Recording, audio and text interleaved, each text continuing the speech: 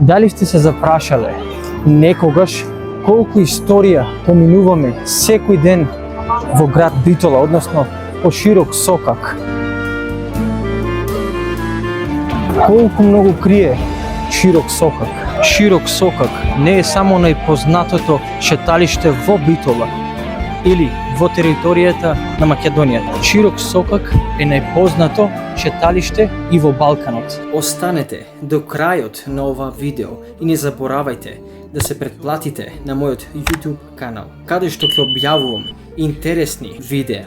Низ историјата тој станал главна градска артерија и место каде што се сретнувале трговијата, културата и секојдневниот живот на овие слатки битолчани. Токму затоа, покрај него се изградиле голем број значени и репрезентативни објекти. Еден од нив е Католичката црква Просвето срце Исусово. Денешната црква е изградена во 1909 година во неоготски стил и до денес останува еден од најпознатливите објекти на Широк Сокак.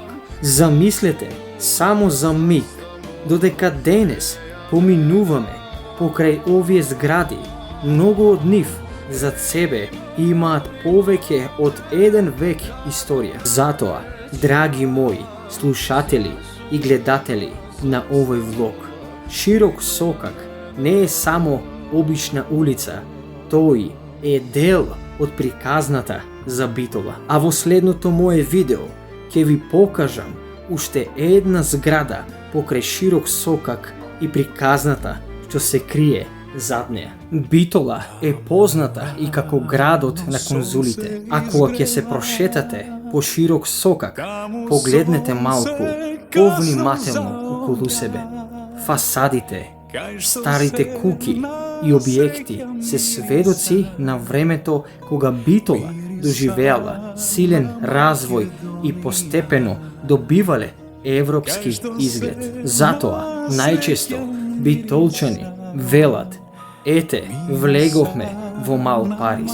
Запаметете, следниот пат кога ќе поминете или кога ќе прошетате низ Широк Сокак, сетете се дека не шетате само низ најпознатата улица во Битола, туку низ место во кое се испреплетуваат векови историја. А ова беше само една мала приказна од богатата историја на Битола. Еј, што да кажам, малку е, срце в гради ке ми распукне.